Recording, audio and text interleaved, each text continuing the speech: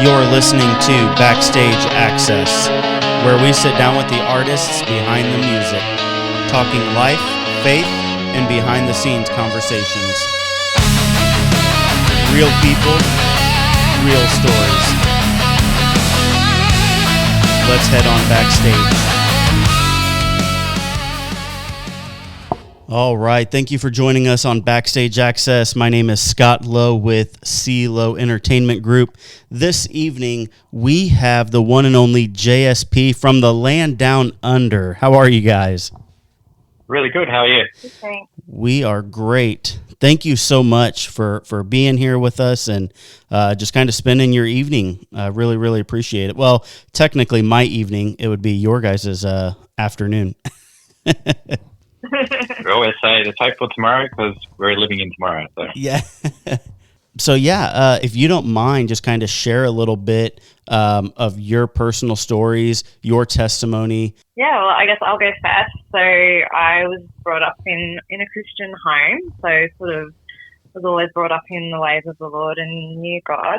But particularly in my teenage years, went through a lot of really difficult things, particularly some abuse in the church and different things that I found really hard and really struggled with sort of finding myself and finding my identity and struggling to be accepted, and just found, particularly in my 20s, getting caught up in just sort of, I guess, being torn with going along with the crowd and just always trying to be accepted rather than just being who God made me and who God wanted me to be, because I was just always trying to find that love and acceptance in people and trying to be something that I wasn't. And it was actually when I met James and joined the band that we were in that God really convicted me of kind of living two lives, I guess, at that time, and being one way around, you know, one group of people and being a different person, really depending on who I was with. And just really, you know, convicted me about being true to myself, being who I was and who God created me to be. And from that moment really, really changed. And yeah, that was when God really started, you know, opening the doors and bringing some healing into my life. And that was also sort of when James and I got together as well. I think for the first time, you know, we had both, you know, met people and always felt like you had to try and meet the criteria or be what the other person wanted. And it was the first time that we were just really just ourselves, and that's who we fell in love with, you know. So that's kind of how we got together as well. But that was really the real start of the healing journey for me and in the things that I'd been through. And music was what brought James and I together as well. So that's always sort of been the foundation of our relationship. And, you know, just writing music together has always been a huge part. And for us, our music is really just about our journey and our testimony of the things that we've been through and the healing that God's brought into our lives. And I think for me, you know, the huge thing with our music is that I just want people who can relate to it to just be able to help people out there, that if there are other people who can hear our songs and that can bring them some kind of healing, then for me that makes it more worthwhile what I've been through, being able to share that with other people and able to help them. Absolutely. And I think that's a big part of our testimonies, is being willing to share. And I know sometimes that can be a challenge, you know, to be open and vulnerable, but you know, I believe God has given all of us a story, and that story is meant to be shared, you know, to ultimately give him glory and to show the things that he's done and just giving other people hope. I think that our stories are a big part of that.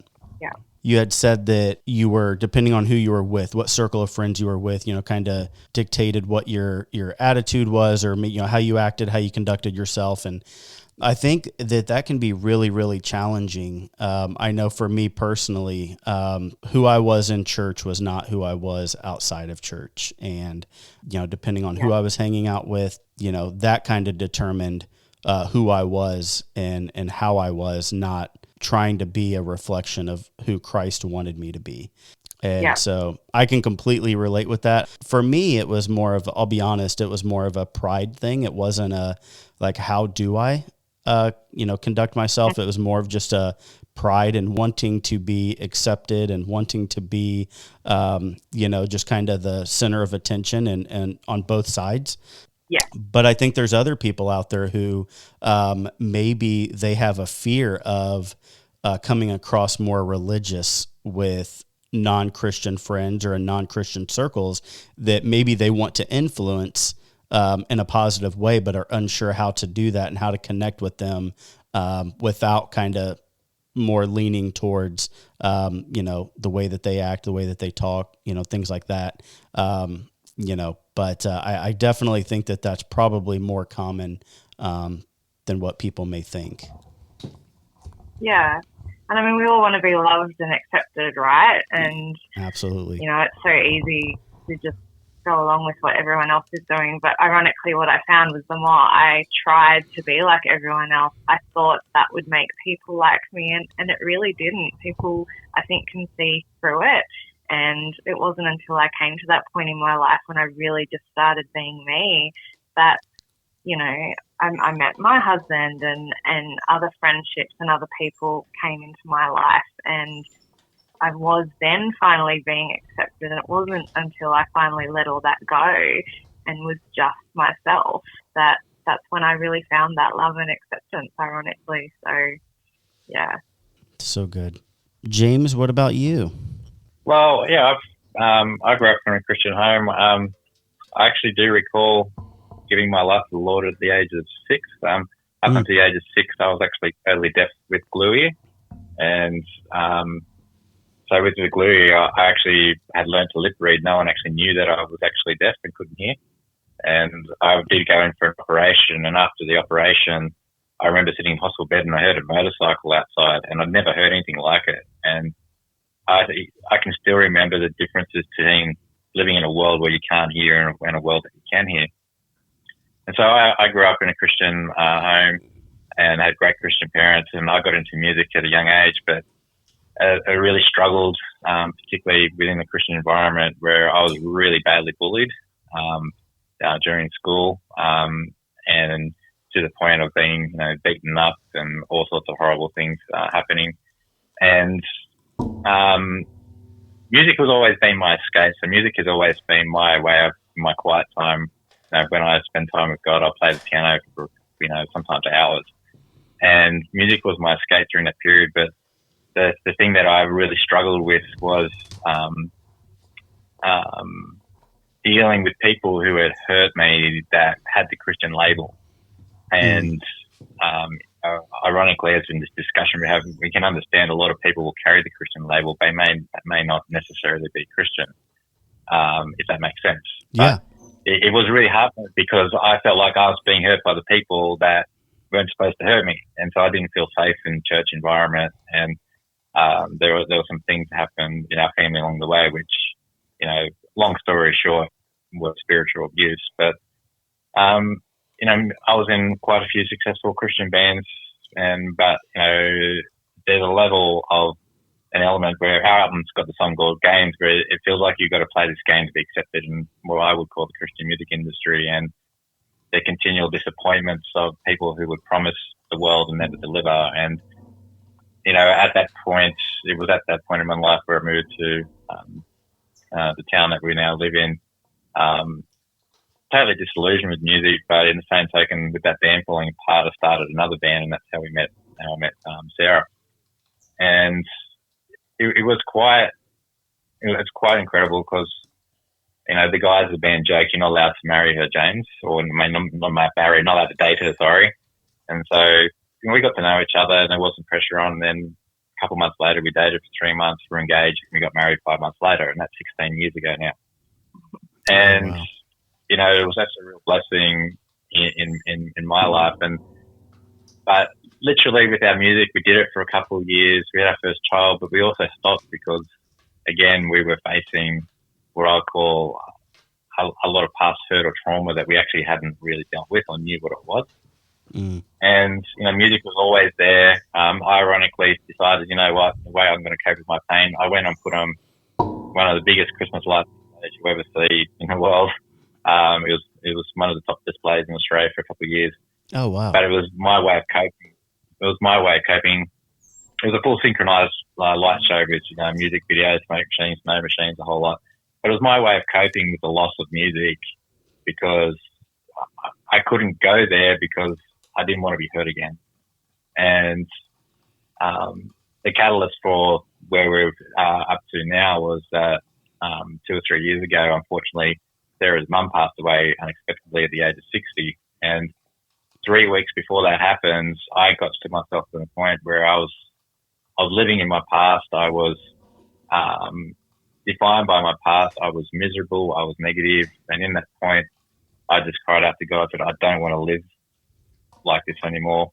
And 3 weeks prior to Sarah's mum passing away, I actually went and started speaking to a professional Christian counsellor and started dealing with a lot of things and actually come to realize what had actually happened to me, like being able to categorize things like spiritual abuse and things like that. And the change that happened in me that my wife saw was absolutely, it was God.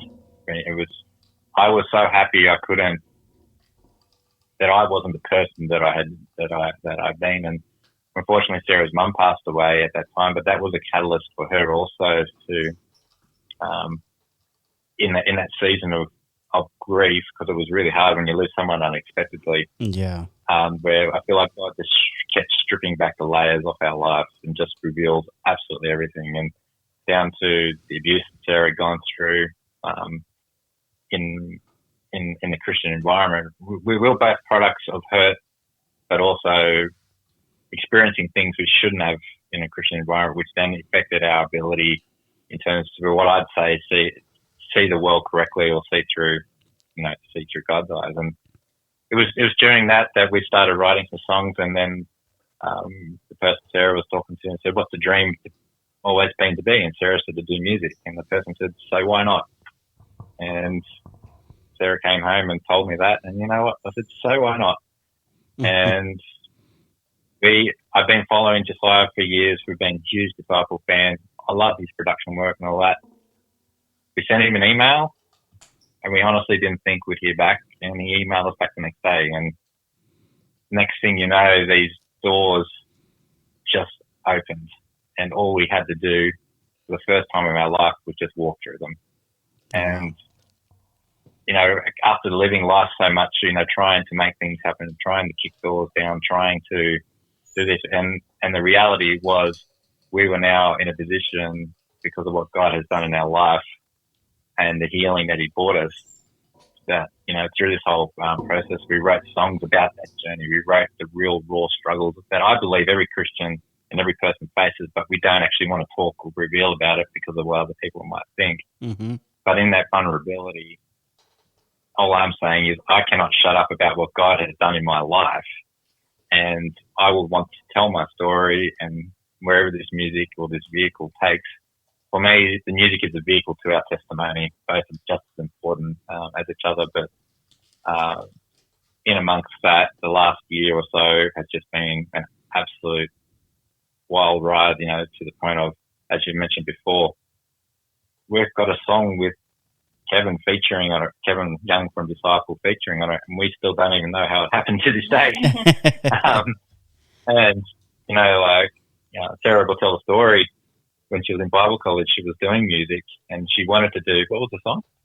103 by Disciple, because I loved Disciple back then and was listening to them quite a bit, and was always really loved the hard rock, genre. And I brought that song in one day and showed it to my music teacher, and she just looked at me and was like, "Nah, there's no way we're doing this. We don't do this kind of music here," So ironically, how many years later, I've now got a song out with Kevin on it. It's kind of gone full circle, but yeah, it's just kind of funny how God works. That's so great. Josiah, he instilled confidence back in me, because I had thrown out Christian music as corrupt for a long period of time. I threw out the baby in the bathwater, but what I come to realize, there are some great people in all of this. And, he challenged us, he pushed us. He said, "Whilst you guys have got these demos, I think there's more songs in you." And like, we're only going to do six EP. We did 6 tracks on EP. We ended up doing a full album because once we got going, writing, what he did, he instilled our confidence back in our God-given ability. The criticism that we caught from people in the industry who basically said, "Your music is not what we want, and if you want to be successful as a player, you need to do this." It shatters you as a person, because the reality is, every artist is different, and the way they write songs should be celebrated as a tapestry of God's creation. Yeah. And, Josiah, one of the things you said about it, I love so much about you guys, is that the way you write songs and what you do is different to everybody else. And he celebrated that difference. And in his production and stuff like that, he didn't try to make it sound like Disciple and everybody else. He tried to make it sound like us.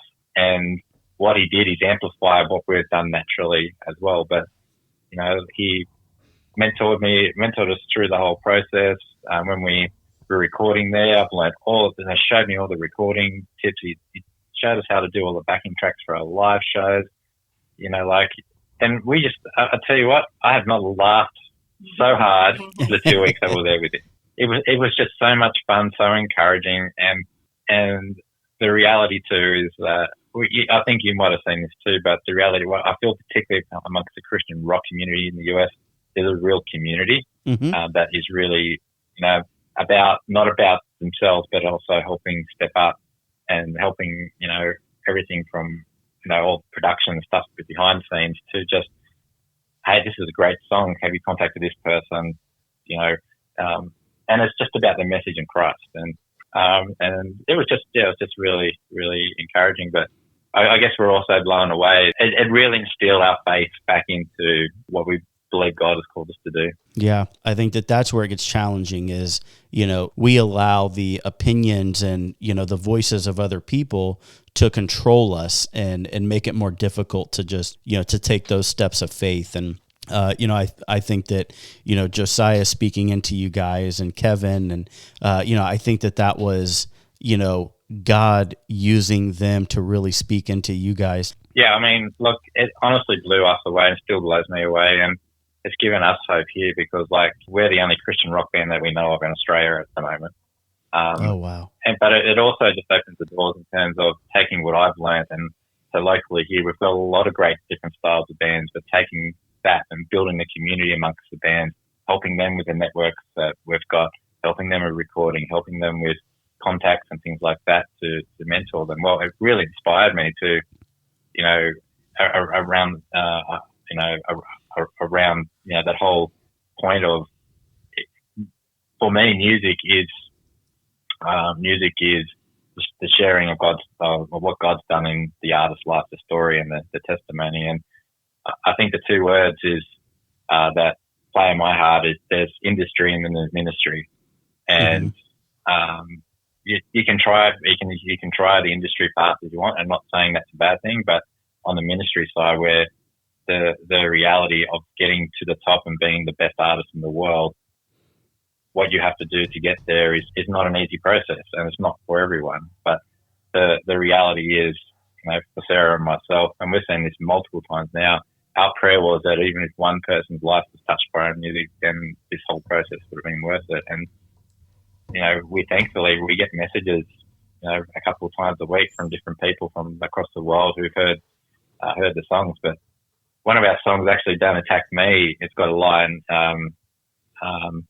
in one breath you're praising your Savior, in the next you're cursing your neighbor. And it goes to the point of it's challenging us, but challenging other people to saying, you don't understand sometimes how your negative words may affect somebody, and that how your words and how you treat people and what you say to them can mean a difference between them pushing on for what God wants them to do, or total discouragement and giving up. And I think a lot of times people say things and they might say bad things, but they don't intentionally mean to say them.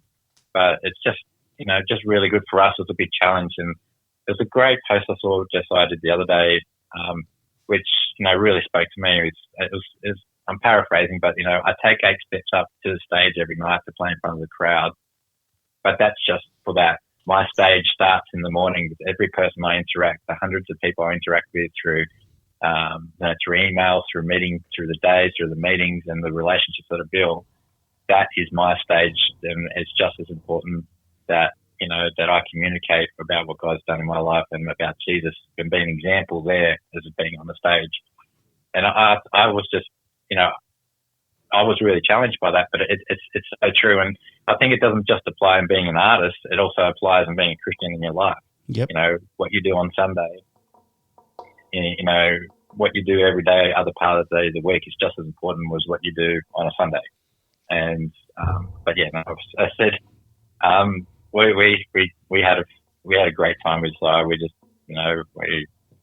I said we literally have not laughed that much in 2 weeks, and to do something joyfully and not feel like a task. It was, tell you what, it was really hard leaving the USA, leaving that experience and coming back here, because it's like, oh, okay, what's next? And, yeah. Oh, that's awesome. So I know, talking about the music, and you guys had, some negative experiences, and then, it seems here recently, just, over the last year, you just had a lot of positive encouragement and a lot of positive experiences. But at what point was it for the two of you where you kind of made that transition of, music maybe being a hobby or, something you enjoy or something that you're influenced by, to feeling that call to ministry? Was that, years ago, or was that maybe just something that in introducing to Josiah and Kevin and the people that you've run into over these last 6 months to a year, that you've just kind of really, God has really affirmed that calling for you? Yeah, look, I think it's something that has always been on our hearts, to be honest. And I think that's why we're so passionate about what we're doing now, because it's always been such a huge dream and something that's really been on both of our hearts. I, even as a young teenager, when I first started doing music, was really passionate, particularly about doing more outreach. Like, I was doing a lot of, worship in my church and things like that. But what I was really passionate about was writing, and I guess sort of planting a seed to just help bring people to the Lord. And again, it was always sort of experience-based, just being real with people and being able to relate to people about just life circumstances and teaching them about, hope in Jesus. And I think that kind of contributed to, how hard it was when we did go through that stage of just being so discouraged and feeling like, God, why did you place this dream on our hearts, and why were we so passionate about this for so long to just not be doing anything, for the doors not to be opening? And that was really hard for that season, sort of not understanding why things were happening or not happening when we wanted them to and things like that. But, I just have to say, God's timing is so perfect. I think the reality is we weren't ready when we were trying to do it. And, we knew when God opened these doors this time, God was just in everything. I mean, even coming to America, I remember when we were first talking about it, I just sort of said to James, how are we going to do this? Like, we've got a family, we've got jobs, kids, tons of commitments in our life. How on earth can we do this? I just said, for us to be able to do this and this to happen, God would just have to work so many things out. I just can't see it happening. And I tell you what, God just lined everything. He worked every single thing out, and it all just fell into place. And I think that's what's made it even more exciting when you see God working in something when it is His time and it's Him. That's really exciting when you can say, yep, this is definitely God. This isn't just me trying to do something in my own strength. And yeah, just an amazing experience to finally, after such a long time of having those dreams and that passion, to finally be able to go and do something that we had dreamed about for a really long time. And the journey's not over. The album's out, and we've done an album launch. We're trying to get some gigs and stuff, but we don't really know what's up next, and we're kind of in a real waiting season at the moment, and just waiting to see what God does with this now. And that's okay, you know. If more doors open, that's great, and if not, that's fine. We're just kind of now waiting to see what God does with that. Mm. Yeah, there's something so special when you can just see that God is doing something and that God is genuinely behind it, orchestrating everything. Because I think sometimes we can get so, we just kind of rush things and we just want things to happen in our timing. And usually our timing is like immediate. We want it now. And but when we're able to just take that step back and, you sharing and how, God's timing and the importance of it, it's so relatable to me because, the concerts and everything that I'm doing now, I did 10 years ago, but it was just completely different. It just seemed like nothing could ever come together. It seemed like everything around me was falling apart, and I couldn't. It just wasn't working, and so I thought that this isn't where God is calling me. This is, I made a mistake. This isn't, where I'm supposed to be, and so I quit, and took 3 years where I was like, I'm done with music. I'm not going to do shows anymore. And then, Seventh Day Slumber and a few other bands had gotten in touch with me. And now here we are, able to do shows. And we have the podcast where we get to meet amazing bands and hear their stories. And it's just when you see God opening doors, it's so encouraging. It's so motivating. For me, it's still challenging because sometimes I can still be like, I want this to happen, now. But it's something so special when you can see God's hand just guiding the whole process. Yeah, absolutely. And I think what makes it more miraculous for us, we had stopped music, we had given up on music, and we weren't doing music. And we had both come to the point that obviously this dream we had that, there was an element too where I personally believed that I wasn't good enough for God because he didn't use me in music. And there was a lot of self-blame. But it wasn't until I reached that breaking point, which I spoke about earlier, that, because basically crying out to God, I don't want to live the rest of my life like this. And, at that point, I'm 45 and, there's this thing that, I'm too old to be doing music now and all that as well. But as soon as that change happened and the healing came in, I just feel like God said, okay, you're ready now. And the reality is I look back and I thank God he didn't let me experience this 20 years ago because I was not ready. We were not ready. We were not at the point of not only walking in confidence, but also being able to go through the healing journey and talk about things specifically like we know our mandate is particularly for people who've gone through any form of abuse in the Christian environment, whether it be sexual, spiritual, emotional, verbal abuse, to people being hurt by experiences that were under the banner of Christianity but wasn't real Christianity. Mm-hmm. And to be able to talk openly about the vulnerabilities about mental health. Some of our songs go into the real struggles, and the reality is some of the battles that we face just don't make sense, but it comes to a point of where you see this through the Psalms, through the Bible, where at the point of desperation of just crying out to God, and then in that place he meets us. And that's normal. Yeah. And, the struggles that we face in our Christian life are normal. I grew up, if something goes wrong in your life, it's because you didn't have enough faith. It's because of something I didn't do. I didn't read my Bible enough. I didn't do this. I didn't do that. And all that leads to is a place of resentment against God, because when your dreams don't happen, who was the first person I turned around and blamed? It was God. He said, after everything I've done for you, why are you doing it? But it was the way I was, been taught and brought up, it was performance Christianity. It's put on the smile and play the game, and it was more about what other people thought. Where I've come now, I will share the most deepest pain that I've gone through on stage.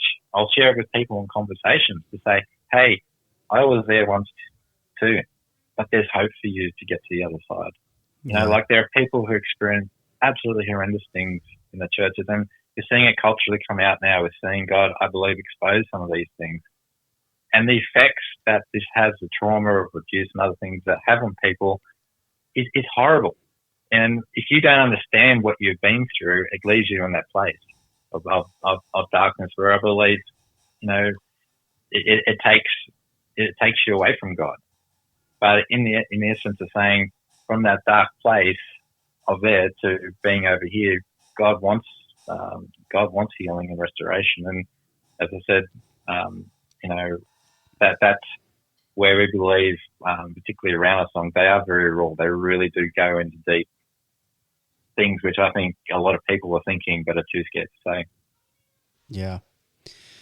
Yeah. So not to put you guys in too much of an uncomfortable spot, but I genuinely believe that there are people out there, especially in the music industry, but I mean in all sorts of Christians from all walks, where they quit. They're trying to find their calling, what God is, what God has for them, and they're struggling. What was it for you guys that kind of reaffirmed that idea that yes, this is the calling that God has? I think for us was it was two things. It was firstly God putting someone in a path who said, when we told him what our dream was, and instead of somebody telling us all the obstacles and hurdles, saying, so why not? Go for it. Mm-hmm. Now, this might sound weird, but being musicians, we'd never been told that. We'd always been told, oh, your success is conditional on how often you play in church, how you serve in church, and how you use your gifts how other people wanted to. So that was a pivotal moment. But for me, it was just literally how the doors just open. And I'm saying this from a point of view where you will go through seasons where you feel like the doors are being shut on you. You'll have negative people and people say things to you, whether it might be out of jealousy or out of, what is, meant to be successful for the industry. But what I've learned is if a door's shut, leave it. Mm. That's a very hard lesson to learn. Yeah. Because a lot of the time that door is what you're told is the only way you're going to be successful. But for the first time in my life, literally what was the hardest part was having the faith to walk through the door. Because the voices of my past always came back. Oh, what if they're going to lie to you? Other people have said this to you before, it never come through. But these people did. And the other reality too is what I wish I'd learned too as well, is that the chances of you being successful and doing this full time as a career are not high. Like the reality of having a job, of finding ways to support yourself whilst you do that, it actually takes away, if you're not dependent on income from, a source to make things move, I think it empowers you in terms of the decisions you can make and what you're about. Yeah. And but for me, what's different to this time is that, when we recorded the songs, we were like, oh yeah, we're excited to do the album. We weren't so much into gigging, but after we're recording the songs, because we've lived every word that is sung in those songs, that there's this immense burden upon us to enjoy, to just want to go out and just get on the streets and say, hey, guess what God has done in my life? I was once like this, but now I've been changed, and wanting to tell people about your story. And the reality is, your story forms a framework of the testimony that God will use to help people. And I think that's, it essentially, now I know that, wisdom of age, to be more patient about things. If we come and we're dealing with somebody, but they don't believe in our story and believe in us and what we're about, for us, that's a boundary to know, okay, thank you, we won't work with you. These are things that happen. But the reality is, I've met a few people in the same position as you, we've got 2 or 3 local artists now for a long period of time who are now doing music again because they've been inspired by us. We've had one person say, who was 33 years old, I thought I was too old to do this, and then I've seen what you've done at your age, and you've inspired me to go on. And the reality is, you don't know how God will use you. You don't know the people that you'll impact, and sometimes I don't think you'll know that day till you get to heaven, the impact that you have had. But, your definition of success is going to be the driver of how you view everything that you do, and especially in the name of God. Yeah. So I guess I would say to anyone, just don't give up. And at the end of the day, stay true to who you are and you will go far. That's kind of my line now, because I think even back then, when I was first doing music, I noticed certain genres were being accepted, or, it was people who had this certain voice or whatever. Don't be discouraged. Be who God created you to be, and just don't give up. And, God's timing is perfect timing. It's always easy we think when we get stirred and we feel passionate that means everything's going to happen and fall into place now. But it doesn't mean you have to give up on it or stop thinking about it. Keep doing what you feel God's calling you to do, and He will open the doors when it's the right time. Yep. Absolutely. Yeah, I think there's so many people that can get discouraged, and it can be easy. And so, that's why I love hearing your guys' story of just that, feeling of quitting and saying, this just isn't it. And then you guys just kind of that passion getting reignited and the doors opening and the connections that you guys are making, and to just see what God is doing. I know that there are people out there that are struggling with, what they're supposed to be doing, or, the passions that they're chasing. Is this really what God is calling me to? Or is this just something that, I want to do for fun, and just kind of not knowing how to distinguish, and maybe they get discouraged and defeated and they give up. But hearing your guys' story, will hopefully motivate them and to show them that, things take time, and, we can't always understand God's timing, but if we're following Him, that He will direct our path. And, like you said earlier in the podcast, maybe the timing is off. Maybe that's not, that we don't need to be doing that right now, but that doesn't mean that that's not in the plan. It's just the timing is not right. And so I hope that, people listening are encouraged by that and your guys' story, to just, to keep going, keep their eyes open, their ears open to see, if a door is closed or appears closed, that maybe it's just a timing issue, not that God is, trying to redirect them elsewhere. So you just released your debut album, and you said that a lot of the songs on there are just, your personal experiences and life and church hurt and, just kind of how your walk has been. And so for anybody that listens to your music, when they listen to that album, what is it that you're hoping that they take away from it? There's a couple of things. So really the album is representational of our journey, particularly in the last couple of years, but also the journey over the last of our lives to get to the point of where we are. The first thing I want to point out is our last song is actually a worship song called Holy, and that was done deliberately, more so because we wanted to finish the album pointing back to God and Jesus, ultimately as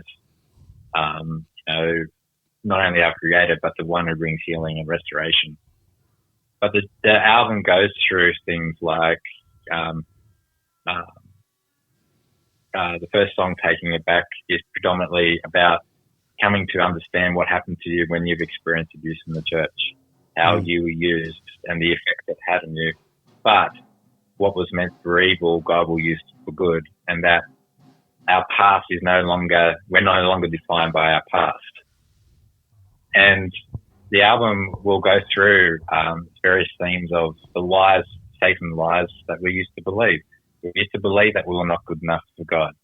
God could not use us because of the things that we had done in our lives, and the continued belief and the discouragement that we had. And there's one of the most favorite songs. It's a slower song. It's Not Your Fault, but that just particularly talks about the themes of what I believe. I wish somebody had spoken to me in the way that I probably would have heard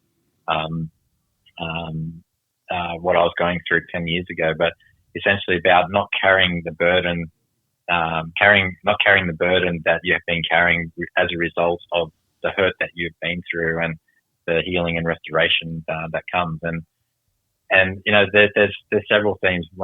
There's one song called New Eyes, which particularly goes through, it delves into the mental battle that I had and all the thoughts running through my head to the point of crying out to God. And there's other songs dealing with the themes around what I would call the experience within the Christian music industry, but themes of being called away from who God's called you to be to being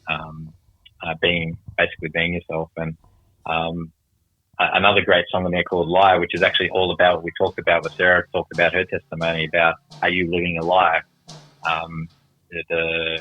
being different around different people, but the song calling out you need to make a decision and stop living that way. And so and even to the last song, which is I would call probably a classical rock ballad, but it was actually a song about grief. It's about losing Sarah's mum, the stages of grief. What we found, because we'd never actually experienced grief to that level, it's the first time we'd lost someone close to us. Essentially what the song's about, the shock of losing somebody, the acceptance and the hope that we have, but also normalizing that whilst that person is no longer with us and we don't grieve because we know they're in heaven, it's okay to miss them. It's okay to miss somebody that was a big part of your life for such a long period of time. So yeah, the whole album is really the journey of all the struggles and things that we've been through personally, and just really being vulnerable. And our hope and prayer with that is that people who have also been through, similar things will be able to relate to that. And I think just having that sense of, someone else gets it, someone else understands what I'm feeling or what I'm going through, and being able to validate someone else's feelings and bring them to a place to encourage them where they can find healing in Jesus. That's our prayer with this album. That's so good. I'm excited to hear that. I heard your guys' song No More that you did with Kevin, but I'm excited to hear the rest of the album. There's, as you guys are sharing your stories and everything that you have dealt with, there's so much where I just feel like your guys' story and the story of my wife and I, that it's identical. And it's just, it's crazy. Obviously we're not musicians, but just that wrestling of experiencing church hurt and not knowing how to deal with that. And it's like, how do I handle the fact that the people that are supposed to be a reflection of who Christ is and who are supposed to love the most are the ones who have caused the deepest amount of pain. And it can be so challenging and trying to work through that and, make amends and forgiveness. And, I started seeing a counselor in February of 2025.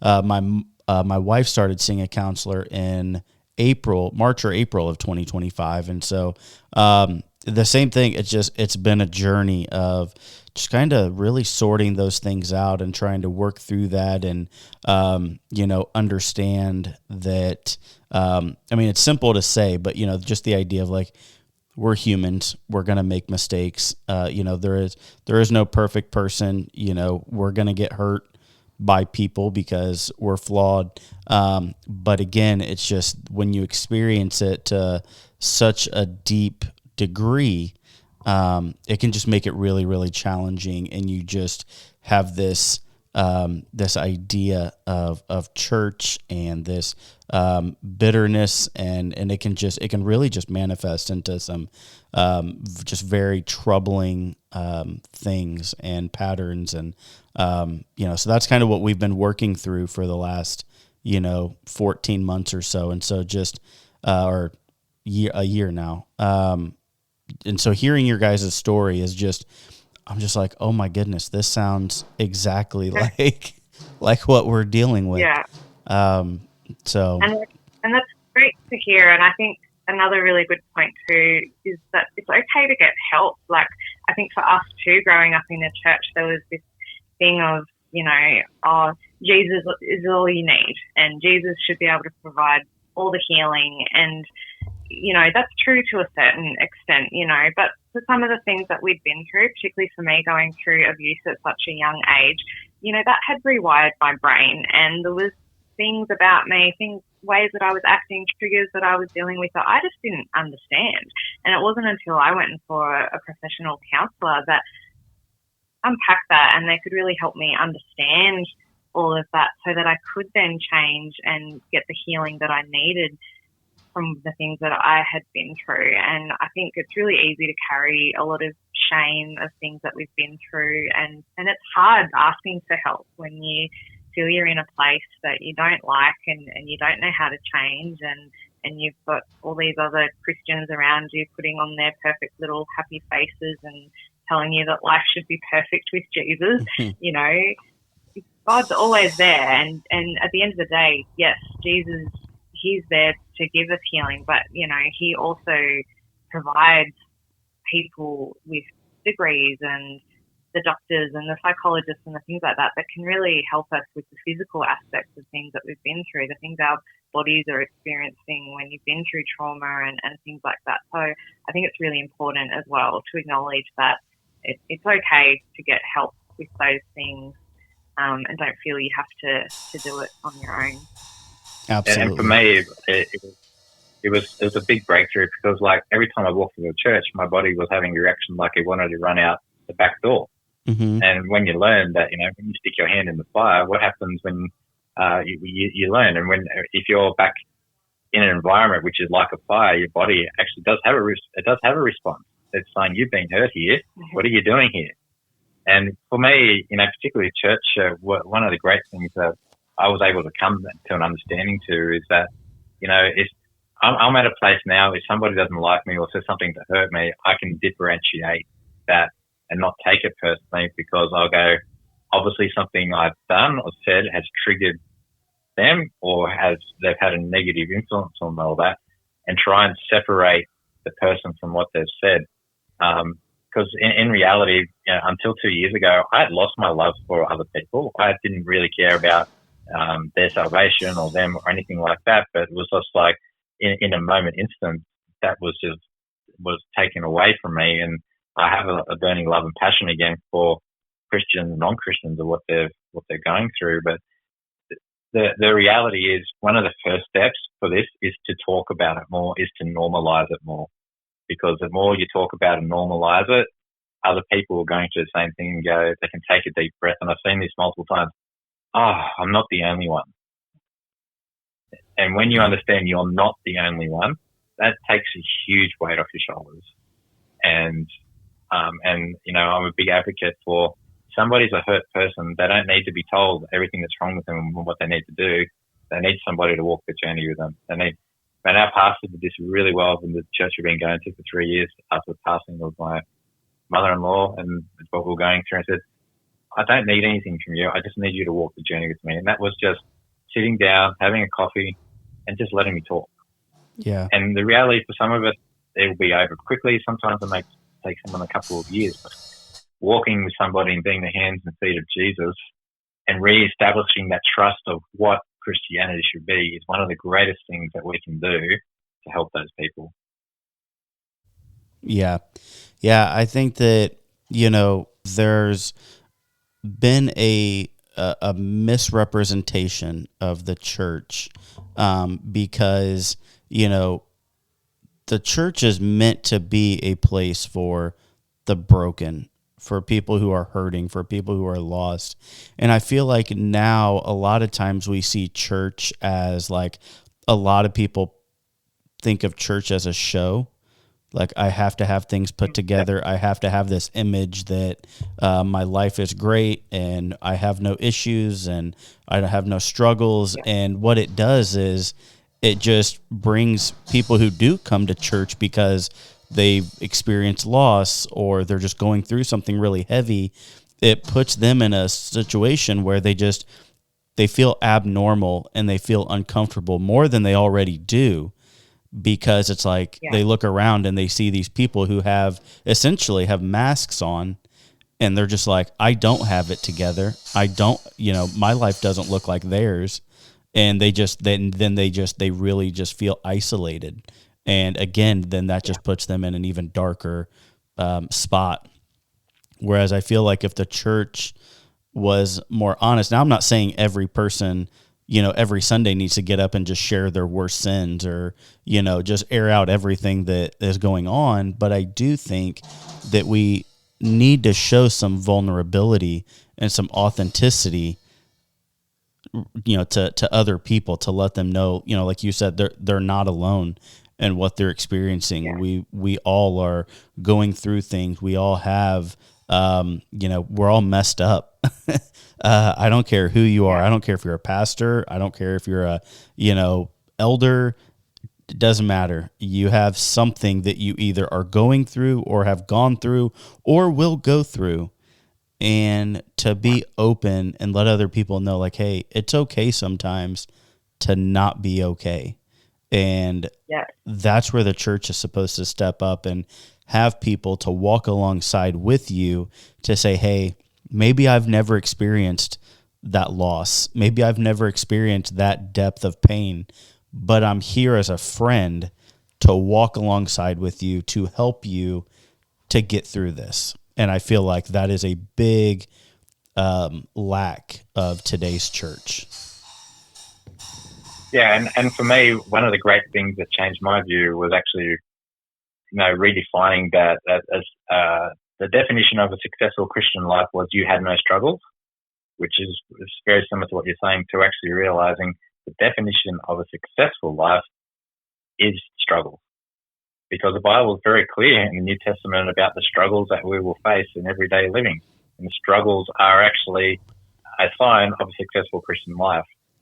And walking through those struggles and having Jesus, in particular, when Paul says, I can do all things through Christ who strengthens me, and all things are possible through Jesus, what he's referring to is that I've been able to go through this torture and pain and walk through everything because I have Jesus. Mm-hmm. And the actual trying to your struggles, I'm able to do this because of Jesus. And when your definition of success, what a successful Christian life is actually what I believe is a biblical concept, it changes the way you view things. And that's where I believe Christian community is fantastic, where it talks about the old men teach the young men. The old men have walked through this. There's nothing new on this earth. A lot of people experience. So they can talk to the people that haven't been through it and been there for them, and vice versa. And that's what I believe the heart and the whole purpose of real Christian community it should be about. Yeah, for sure. We need churches and Christians to really step up and disciple, the young, the up and coming generations, to help them, again, just to create more openness and vulnerability in the church. Absolutely. And the openness and vulnerability is what I believe creates a space for God to bring healing. Yep. And I think that's for both of us now. We can talk about this stuff openly, whereas before there was an expectation, you don't talk about anything that's wrong in your life, because if you did, that proves you're not a good Christian. And, there's just so much, that's out there. And, that's our heart, as I said, from, we both said to each other, we did this album, we want to do more music. Trust me, we do, but we came to the place that if this is the only album or thing that we only do, we will be happy with that. Because, the level of expectation of where God will take us, we honestly don't know at this stage. But we know that we've been faithful, and essentially this album is our testimony of what God has done in our lives. And, there's always a sense of pride and achievement, to actually finish something. How many songs we started recording, we never finished any of it. We've probably got that then. And just for us, the basic enjoyment, between Sarah and I, just to write songs as a couple and just use them, just in our own encouragement and walk with God. Yeah, for sure. Such a good conversation, and I know I kept you guys a little bit over time. I do apologize. But before we let you guys go, I did want to ask, for our listeners, how can people stay up to date with you guys? So we've got our website, jspband.com, but we're also on Instagram, it's JSP Band, and we're also on Facebook. On YouTube, it's JSP Band as well, and Spotify, Apple, all your usual streaming platforms there. We just opened a TikTok not long ago as well. So, but yeah, we're on all those platforms and regularly updating what we're doing and continue to share snippets behind songs, but also some of the stuff that we share today just as encouragement as well. Awesome. Okay. Good deal. All right, guys. Well, again, thank you so much. Great. Thanks, Ed. Thank you.